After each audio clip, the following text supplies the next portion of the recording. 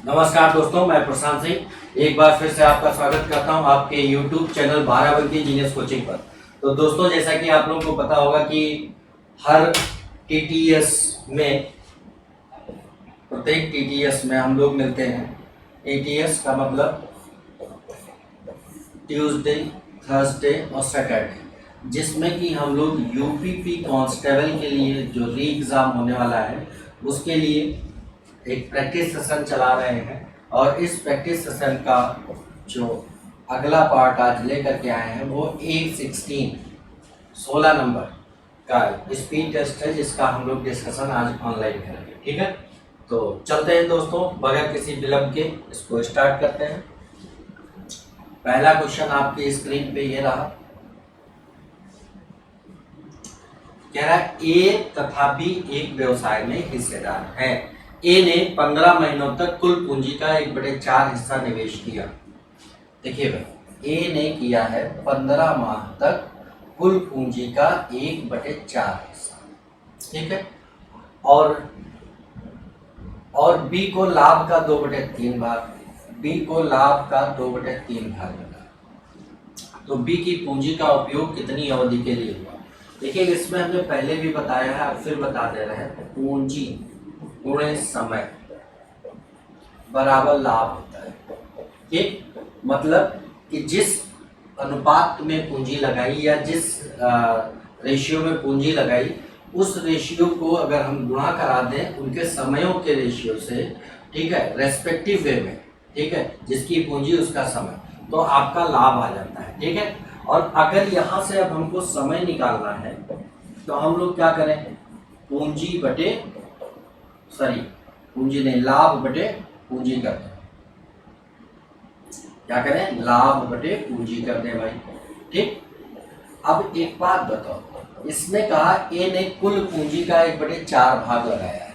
इसका मतलब क्या है? अगर हम इनकी पूंजी का अनुपात देखें तो मान लें कि पूंजी अगर हमारी टोटल 4 थी, ठीक, टोटल पूंजी 4 थी, तो ए ने कितना लगाया? 1, बाकी बचा बी का 3। और बी ने लाभ लिया है कितना भाई? 2/3। इसका मतलब है कि टोटल लाभ अगर 3 था तो बी के हिस्से में 2 आया, ए के हिस्से में कितना आया? 1। अब हमें इनके समय निकालने हैं, समय बराबर ए और बी का। तो ए की पूंजी क्या है भाई? लाभ क्या है? 1 और पूंजी 1। बी का लाभ है 2 और पूंजी 3। ठीक है, तो अब इनके समयों का अनुपात ये 3 इधर चला आएगा, 2 इधर। ठीक है, यानी ए ने अगर 3 माह के लिए लगाई तो बी ने कितने माह के लिए लगाई? 2 माह के लिए लगाई। अब ए का दिया है 3 बराबर 15 दिया है, 1 बराबर 5, तो 2 बराबर कितना हो जाएगा? 10। यानी बी ने 10 माह के लिए पूंजी लगाई। तो कह रहा है बी की पूंजी का उपयोग कितनी अवधि के लिए हुआ? तो आपका आंसर हो जाएगा 10 माह। ठीक है भाई, उम्मीद करते हैं समझ आया होगा। चलते हैं अगले सवाल पर। अगला सवाल क्या कहता है? आओ भाई, कह रहा है कोई एक स्कूटर सवार 24 किलोमीटर प्रति घंटे की चाल से चले तो वह अपने गंतव्य स्थान पर निर्धारित समय से 5 मिनट पहले पहुंचे। देखिए भाई, 24 की चाल से चलने पर 5 मिनट पहले पहुंच जाता है, 5 मिनट देर से पहुंचता है +5। ठीक है, फिर अगर वो कह रहे हैं 30 की चाल कर दे किलोमीटर प्रति घंटे में, ठीक है, तो निर्धारित समय से 4 मिनट पहले पहुंच जाता है। ठीक, अब आपको पता है ये ज्यादा कहाँ है भाई? एक निर्धारित दूरी भी तो जाता है अपने गंतव्य पर, और वो गंतव्य दोनों चालों के लिए समान है। और हमने पढ़ा है speed into time is equal to distance. अगर डिस्टेंस कांस्टेंट है तो स्पीड और टाइम दोनों इनवर्सली प्रोपोर्शनल होते हैं व्युत्क्रम अनुपात में। मतलब जिस अनुपात में समय होगा उसके उल्टे अनुपात में चाल होगी। ठीक, या कह सकते हो जिस अनुपात में चाल होगी उसके उल्टे अनुपात में समय होगा। तो चाल का अनुपात बना लें, 6 चौका 24, 6 पन्ने 30, ये स्पीड का हो गया। तो टाइम का क्या होगा दोस्तों? कहोगे 5:4। यानी यहाँ 5 लग रहा था तो यहाँ 4 लग रहा है। कितना कम लग रहा है? 1। जब यहाँ 1 कम लग रहा है तो वास्तव में कितना कम हुआ भाई? तो आप कहोगे यहाँ कितना कम हो गया? 5 मिनट ज्यादा से 4 मिनट कम। मतलब ये निर्धारित टाइम था, यहाँ पे था और यहाँ आ गया, तो क्या हुआ? 5 ये कम, 4 और कम, तो टोटल कितना कम? 9। 1 बराबर 9, तो 5 बराबर निकालेंगे 45, 45 मिनट लगा उसे, ठीक है। और 45 मिनट के लिए चाल क्या थी 24, तो अब दूरी निकालनी है, दूरी बराबर क्या होगा स्पीड इंटू टाइम, स्पीड है 24 और टाइम है 45 मिनट, मिनट को हम लोग कन्वर्ट कर लेंगे घंटे में तो बटे 60, ठीक। 12 दूना 24, 12 पंचे 60, 5 ने हम 45, 9 दूनी 18, यानी कि जो आपका उत्तर होगा इसका वो 18 किलोमीटर दूरी, ठीक है भाई। चलिए अगला प्रश्न देखते हैं क्या हो सकता है। कह रहा है एक खिलाड़ी द्वारा खेली गई 99 पारियों में उसके औसत रनों बनाए गए रनों का औसत 99 था। 100वीं पारी में 99 पारी देखिए उसने खेली है, और 100वीं पारी मतलब एक, 100वीं का मतलब एक, ये 100 पारी है, 100वीं पारी का मतलब एक ही रही, ठीक। यहाँ पर औसत 99 था, यहाँ औसत पूछ रहा है क्या बनाए कि 100 पारी कितने रन बनाने होंगे ताकि 100 पारियों में उसके औसत भी 100 हो जाए, ये 100 लगा लो एलिगेशन, ठीक। अब आपको पता है कि एलिगेशन में क्या होता है कि अगर यहाँ पर कोई वैल्यू है तो यहाँ अनुपात चाहिए, अनुपात के लिए दिया है नंबर ऑफ इनिंग्स जो है पारियाँ, यहाँ 99 यहाँ है। अब इसका अंतर है कितना, तो इसका अंतर ही यहाँ लिखा जाता है जो कि एक है और एक ही लिखा है, यानी 1 बराबर 1 तो 99 बराबर 99, यानी इसका और इसका अंतर 99 होगा। अंतर में इससे ये ज़्यादा भी हो सकता है और कम भी हो सकता है, तो आपको बताना है कम होगा या ज़्यादा, तो आप सीधे देख लो इससे अगर ये कम है तो ये इससे ज़्यादा होगा, यानी 100 से ज़्यादा होगा कितना 99, तो इसकी आंसर क्या हो जाएगा 199। देखिए बगैर किसी कैलकुलेशन के आप इसको बहुत आसानी से कर सकते हैं अगर एलिगेशन के रूल को ठीक से समझाएं। अगर नहीं समझा है तो इरिगेशन का टॉपिक हमने पढ़ा रखा है, पढ़ा हुआ है, फ्री ऑफ कॉस्ट है, आप लोग चाहें तो प्लेलिस्ट में जा करके देख सकते हैं, ठीक है भाई। हर चैप्टर में इरिगेशन हमने पढ़ाया।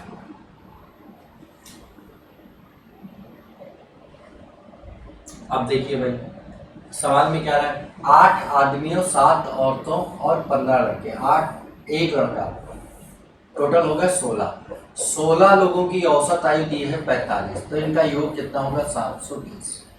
अब इसमें कह रहा है 8 आदमियों की औसत आयु कितनी है 48, 8 आदमी की औसत आयु 48 है, तो योग कितना होगा आप कहोगे भाई 384 योग हो जाएगा, ठीक। और 7 औरतों की औसत आयु दी है 46 वर्ष, तो इनका योग कितना हो जाएगा भाई, तो कहोगे 322 हो जाएगा। टोटल अब इनका देखो 8 आदमी और 7 औरतें यानी 15 लोगों का योग कितना हो जाएगा 6 10 706 हो जाएगा, और जबकि 16 लोगों का योग कितना है 720, इसमें से 706 माइनस कर दो तो एक लड़के की औसत आयु आ जाएगी और वो कितनी आएगी 14, आपका उत्तर हो गया। चलिए अगले सवाल पे चलते हैं।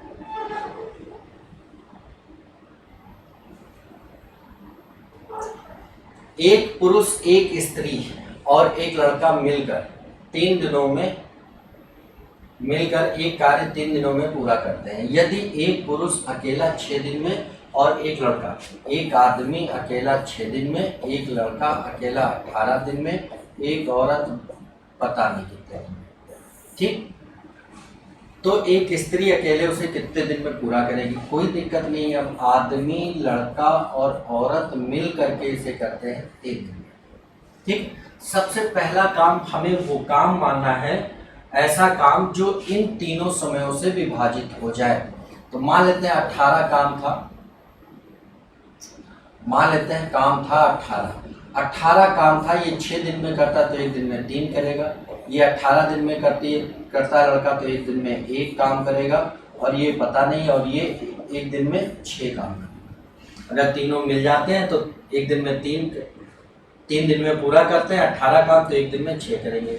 अब देखो लड़का और आदमी मिलकर के 1 दिन में कितना कर रहे हैं 4, और जबकि सभी मिल जा रहे हैं तो 6 काम हो रहा है, यानी कि औरतों के हिस्से का काम कितना रहा होगा 2। अब काम है 18, एक औरत करती है 1 दिन में 2, तो कितने दिन लगेंगे टोटल 9, आपका उत्तर हो जाएगा 9, ठीक है भाई। आइए चलते हैं अगले प्रश्न पे। अगला प्रश्न क्या कहता है? बहुत बढ़िया सवाल है।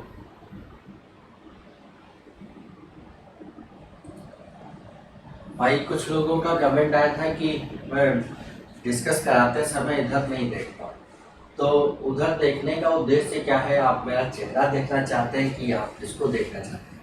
तो मुझे लगता है कि ज़्यादा इम्पोर्टेंट ये है इसको दिखाया जाए चेहरे से क्या रखा है ना। अब देखिए, आइए, किसी कस्बे की जनसंख्या प्रतिवर्ष 4% बढ़ जाती है। यदि कस्बे की वर्तमान जनसंख्या इतनी हो तो 2 वर्ष बाद कितनी होगी?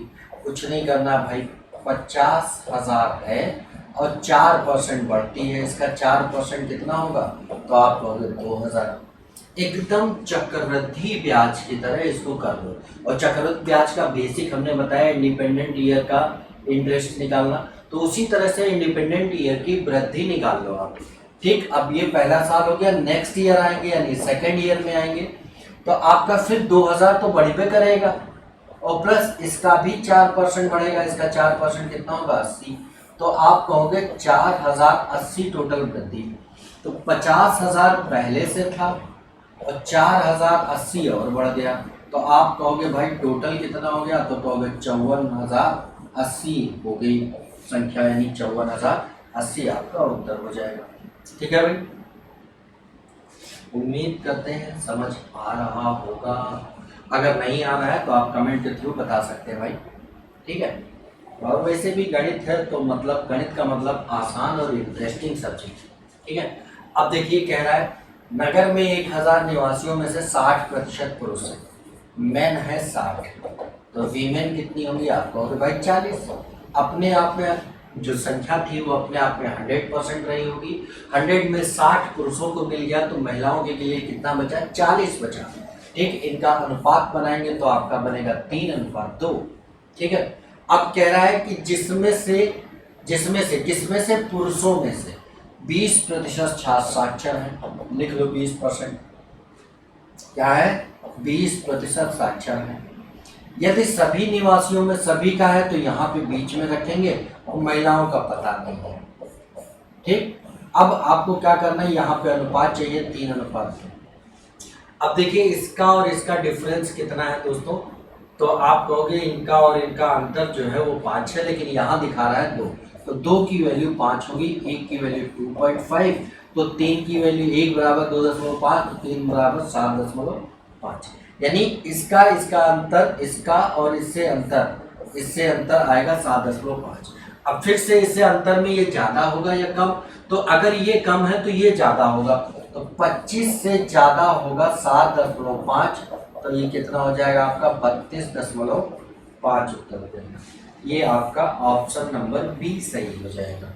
ठीक है दोस्तों, चलते हैं अगले प्रश्न पर। अगला प्रश्न क्या कहता है? बहुत आसान प्रश्न आ गया। आज तो आप लोग की चांदी होगी, बहुत आसान सवाल आए हैं भाई।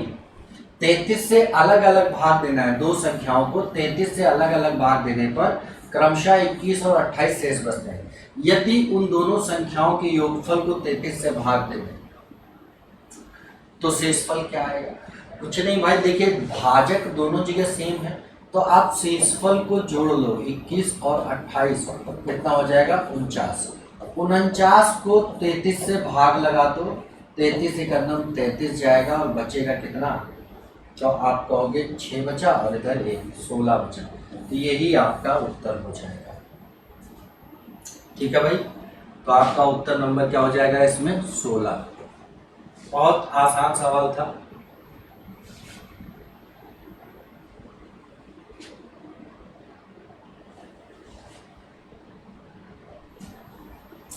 कह रहा है किसी संख्या को इतने से गुणा करने के बजाय एक विद्यार्थी ने इतने से कर दिया।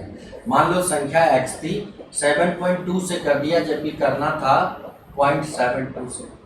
ठीक, इससे उसका उत्तर सही से इतने अधिक आ गया। अब ये अधिक आ गया, इससे कितना अधिक है माइनस करेंगे तो पता चल जाएगा 2592 अधिक है। ठीक है, तो अब क्या करना है? इनका अंतर यहाँ देखो कितना अधिक है, x का 6.48 बराबर 2592।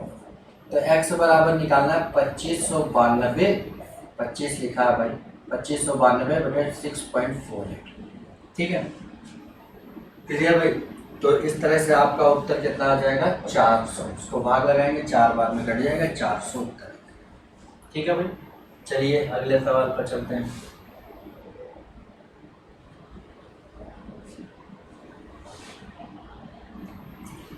कह रहा 310 3 कारीगरों में 1/2/1/3/5 के अनुपात में बांटे गए। द्वितीय कारीगर को कितना मिलेगा? भाई इनको कंप्लीट अनुपात बना लो। अनुपात बनाने के लिए इन तीनों नंबर से जो नंबर डिवाइड होता है उससे इनमें गुणा करा दो। तो हमें लग रहा है कि 30 इनसे डिवाइड हो जाएगा सबसे, तो 30 से गुणा लगा दो सबको। गुणा लगाया 30 से, तो ये कितना हो गया भाई? कहोगे 15, ये कितना हो गया 10, और ये कितना हो गया आपका? तो कहोगे 6। ठीक है, टोटल योग कितना हो गया? 31 बराबर 310 दिया है, 1 बराबर 10। तो पूछा है द्वितीय कारीगर को कितना मिलेगा? द्वितीय कारीगर मतलब 10 बराबर, तो आप कहोगे 100 हो जाएगा। 1 बराबर 10, तो 10 बराबर 100 आपका उत्तर हो जाएगा। ठीक है भाई, चलते हैं अगले प्रश्न पर। अगला देखिए क्या कहता है।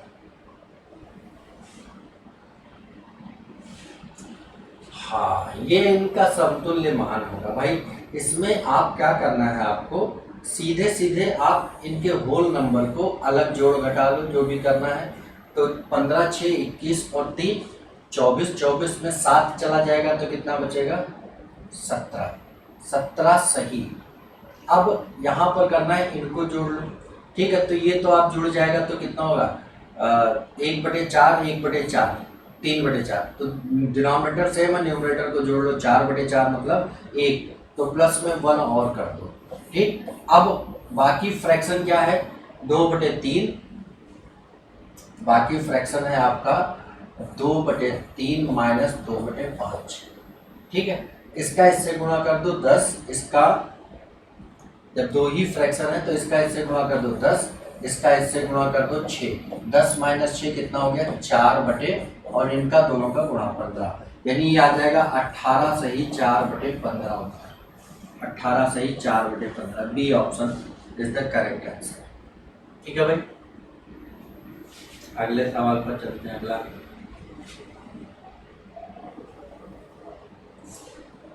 इसने कहा भाई एक आदमी अथवा 2 औरतें अथवा 3 लड़के किसी कार्य को पूरा करने में 88 दिन लगते। इसका मतलब जानते हैं क्या?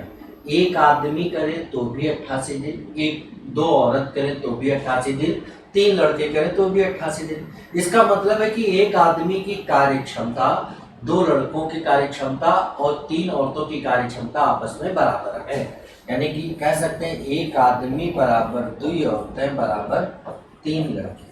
तो आदमी, औरत और लड़के की क्षमता का अनुपात बना लो। अनुपात बनाने के लिए आपको क्या करना है? इनका लेना है एलसीएम। एलसीएम कितना होगा? 6। इनसे सबसे 6 को भाग लगाते जाओ। 1 से 6 को भाग लगाया 6 बार गया। भाग लगाने में जो बचे लिखते जाओ। 2 से भाग लगाया 3 बार और 3 से भाग लगाया 2 बार। ये आ गई इनकी क्षमता। ठीक है, अब देखिए अगर एक आदमी की क्षमता 6 है, ठीक है, 6 की क्षमता से 88 दिन में काम करता है, तो काम कितना हो जाएगा? 6 × 88, ये काम हो गया। अब कह रहा है एक आदमी, एक औरत और एक लड़का मिलकर उस कार्य को कितने दिनों में पूरा करेंगे। तो अब अगर मिल जाएंगे तो इनकी क्षमता क्या? 6 3 9 2 11 क्षमता हो गई। तो टाइम, ये आपका टाइम हो गया 11 8 88 8 6 48 दिन तो हो गया। ठीक है भाई, अगले प्रश्न पर चलते हैं। अगला प्रश्न क्या कहता है? कह रहा है एक टंकक को एक पन्ना टाइप करने में 4 मिनट लगते हैं। एक पन्ना टाइप करने में 4 मिनट लगते हैं। 4 मिनट में एक पन्ना, तो 1 घंटे यानी 60 मिनट में कितने पन्ना टाइप करेगा? तो आप हो गए 1 × 60/4, 15 पन्ना। अब कह रहा है 1 से 2, 1 से 2 मतलब 1 ही घंटे की तो बात कर रहा है।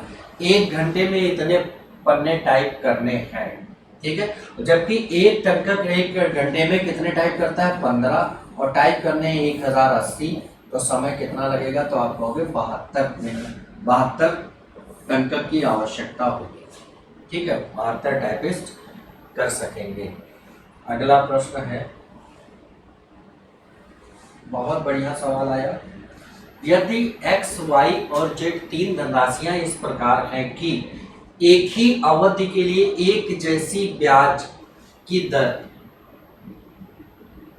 y x के लिए साधारण ब्याज के बराबर है और z y के साधारण ब्याज के बराबर है।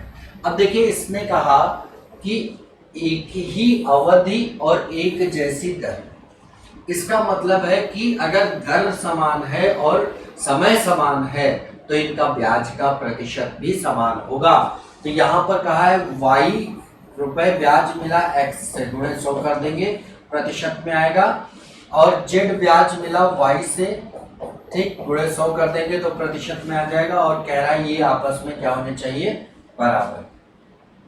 ठीक है, 100 कैंसिल हो गया, क्रॉस मल्टीपल कर लेंगे। ठीक है, इसका इससे गुणा, तो यानी वाई स्क्वायर बराबर एक्स जेड। ये आपका देखिए ऑप्शन में कहीं है, अगर है तो ठीक है, ये वाई स्क्वायर बराबर एक्स जेड। नहीं है तो और कंडीशन आगे पीछे भी कर सकते हैं, जेड बराबर Y square upon X, X बराबर वाई स्क्वायर अपॉन जेड, ऐसे भी लिखा जा सकता था। ठीक है, तो यही ऑप्शन में दिया था, तो यही आपका उत्तर हो गया। अगले प्रश्न पर आते हैं। अगला प्रश्न क्या कह रहा है, कह रहा है एक थैले में 90 रुपए की राशि है जिसमें 50 पैसे, 25 पैसे और 10 पैसे के सिक्के है ना, और इनकी सिक्कों की संख्या का अनुपात है 2:3:5। ये संख्या का अनुपात है। दोस्तों याद रखिएगा, कभी भी इस तरह का सवाल आता है तो उनके अगर यहाँ पर ये टोटल राशि दी है तो अनुपात हमेशा संख्या का दिया जाएगा, और अगर संख्या दी है तो अनुपात हमेशा मूल्य का दिया जाएगा। तो अब संख्या दी है, इसको हम लोग क्या करेंगे, मूल्य के अनुपात में बनाएंगे। मूल्य के अनुपात में कैसे बनाएंगे, तो आपको सबसे बड़ी करेंसी पकड़ना है। बड़ी करेंसी 50 पैसे। आपको ये देखना है 1 रुपए में 50 पैसे के कितने सिक्के होते हैं, तो आप कहोगे भाई 2, तो इसको 2 से भाग लगा दो।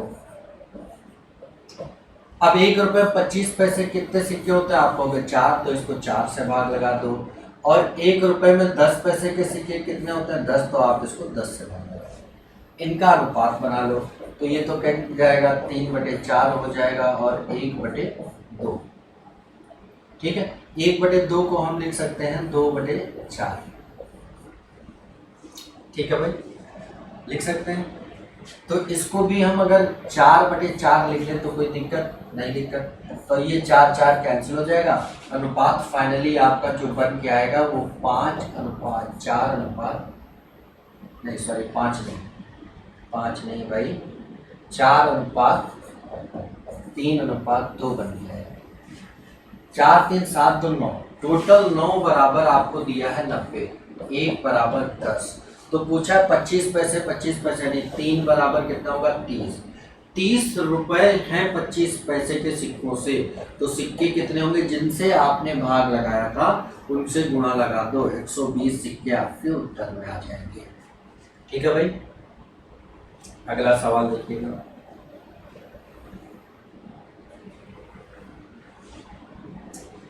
यदि ए, बी और सी की वार्षिक आय इतने के अनुपात में है, ए और सी की वार्षिक आय, ये 7 और 1 8 बराबर दिया है भाई, ये जो भी दिया है 2 3 5, ये तो पूछा है बी की आय, तो बी 8 बराबर 8, तो 3 बराबर कितना होगा भाई, ये हो जाएगा आपका 30,000 उत्तर। एक 0 का लफड़ा है भाई। ए और सी की वार्षिक आय का अनुपात, ए और सी की कुल वार्षिक आय इतनी है, 3 2 5 7 1 8, 8 बराबर इतना, तो 1 बराबर 5, 0 ही आएंगे, 3 बराबर, यहाँ पर भाई 0 कम है, 5 होना चाहिए। ठीक, आंसर ये आएगा। चलिए अगले सवाल पे देखते हैं।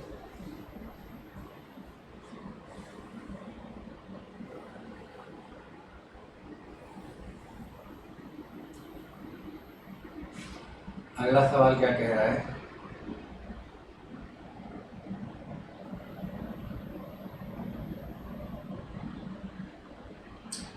एक रेलगाड़ी 40 किलोमीटर प्रति घंटे की औसत गति से अपने गंतव्य पर समय से पहुंचती है। अगर 40 की चाल से जाए तो समय से पहुंच जाएगी। यदि चाल वो 35 किलोमीटर प्रति घंटे कर दे तो कह रहा है 15 मिनट विलम्ब हो जाएगा, है ना। फिर से आपका वही स्पीड इंटू टाइम बराबर डिस्टेंस, डिस्टेंस बराबर है, दोनों चालों से एक ही दूरी जा रही है। तो आपको करना है 8 पंच 40, सॉरी 5 अठे 40, 5 सत्ते 35, ये स्पीड है। तो टाइम क्या बनेगा 7:8। कितना लेट हुआ, 1 बराबर आपको दिया 15 मिनट, तो 8 बराबर निकाल लो। 8 बराबर कितना हो जाएगा 15 अठे 120 मिनट, या आप कह सकते हो 2 घंटे। और 8 के लिए चाल क्या थी 35, तो 35 की चाल से 2 घंटे में मित्रों दूरी कितनी चलेगी 70 किलोमीटर, यानी कि आपकी जो दूरी होगी वो 70 किलोमीटर आ जाएगी। अगला क्वेश्चन क्या कह रहा है,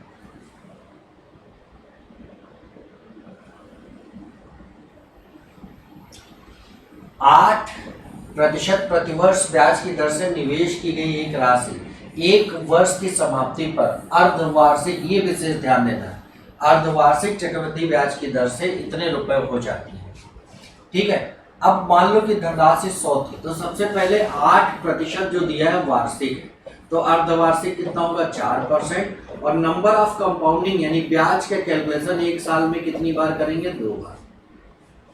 अगर मान लीजिए धनराशि 100 रुपए थी तो इसका 4% यानी 4 ब्याज मिलेगा। फिर अगली बार, क्योंकि ब्याज फाइनली कितनी बार निकालना 2 बार, तो इसका 4% 4, और फिर इसका भी 4% 0.16, तो टोटल ब्याज कितना मिला 8.16, और धनराशि टोटल कितनी है 100, तो मिश्रधन कितना हो जाएगा आप कहोगे 108.16, ये बराबर दिया 6760, तो आपको 100% बराबर निकालना है 6760 इंटू 100 बटे 108.16। ठीक है, तो इस तरह से आपका उत्तर क्या हो जाएगा 6250 आना चाहिए मेरे हिसाब से, सी उत्तर आना चाहिए। ठीक है भाई, उन्होंने शायद कुछ और उत्तर दे दिया क्या, इसका गलती नहीं करनी चाहिए। हाँ ठीक है, 6250 ही उत्तर आएगा। ठीक है, चलिए अगले सवाल पर चलते हैं।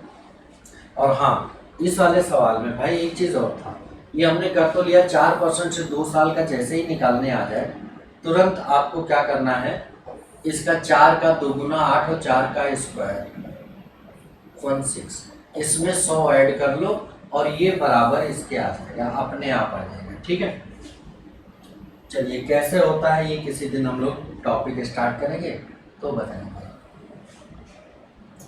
इसमें क्या कह रहे हैं, एक दुकानदार ने 200 रुपये अंकित मूल्य की मेज 10% और 75% की छूट पर खरीदी। 200 की थी भाई, इस पे 10% छूट दे दी, 10% छूट इसका कितना होगा 20, तो बचा कितना 180, 180 का 15% और छोड़ दिया, तो 180 का 15% निकालेंगे, 0 का 0, 15 8 120, 12 15 एकम 15 और 12 27, 27 रुपये दशमलव लगा लिया परसेंट की वजह से, 27 और छोड़ दिया, 27 3 30, 157 रुपये हो गया, 153।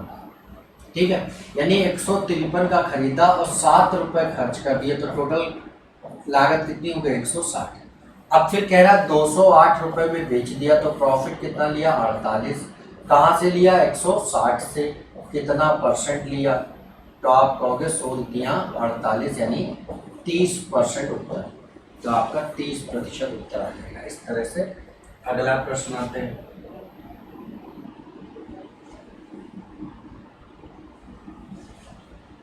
बढ़िया सवाल है, देखिए कह रहा है एक घोड़ा घास के 30 गुणे 30 मीटर वर्गाकार क्षेत्रफल के एक कोने में, क्षेत्र के एक कोने में लगे खंभे से, मान लो यहाँ खंभा लगा है और 10 मीटर रस्सी से इसको बांधा गया है। ठीक है, लंबी रस्सी से बांधा गया है, क्षेत्र के उस भाग का क्षेत्रफल ज्ञात कीजिए जिसमें घोड़ा चढ़ सकता है। भाई यहाँ पर रस्सी लगा कर अगर बांधा गया तो ये ऐसे कुछ चलेगा, ये वाले भाग का क्षेत्रफल बताना है, और ये हो गया सेक्टर कितने अंश पर, ये सेक्टर कितने अंश पर हो गया भाई 90 डिग्री पर, क्योंकि वर्ग है तो ये एंगल 90 डिग्री होगा। तो आपको 90 डिग्री के क्षेत्र का क्षेत्रफल निकालना है। 90 डिग्री का मतलब, अब पाई का मान दिया है तो पाई r स्क्वायर थीटा अपॉन 360 से होता है सेक्टर का एरिया। सेक्टर मतलब त्रिज्यखंड का एरिया, ठीक है। तो पाई का मान 3.144 दिया है, इंटू r कितना है आपका, r जो रस्सी की लंबाई है ये हो जाएगी, ठीक है, 10 गुणे 10 और गुणे थीटा मतलब 90 और बटे 360, ठीक। तो 9 चौके 36 आपका 4 बार कट जाएगा, इन दो जीरो से खत्म, यानी 314 बटे 4, 4 सत्ते 28, 4 अट्ठी 32, 4 पंचे यानी कि 78.5 वर्ग मीटर, ये आपका घोड़ा चल गया है। एक अगला प्रश्न देखिए, ये आपका टीआई है। ये कह रहा है दिया गया बार आरेख किसी कंपनी के 6 विभागों में काम करने वाले कर्मचारियों की संख्या को दर्शाता है। तो ई और सी में कर्मचारियों की संख्या, भाई ई में 50 है और सी में आपका कितना है,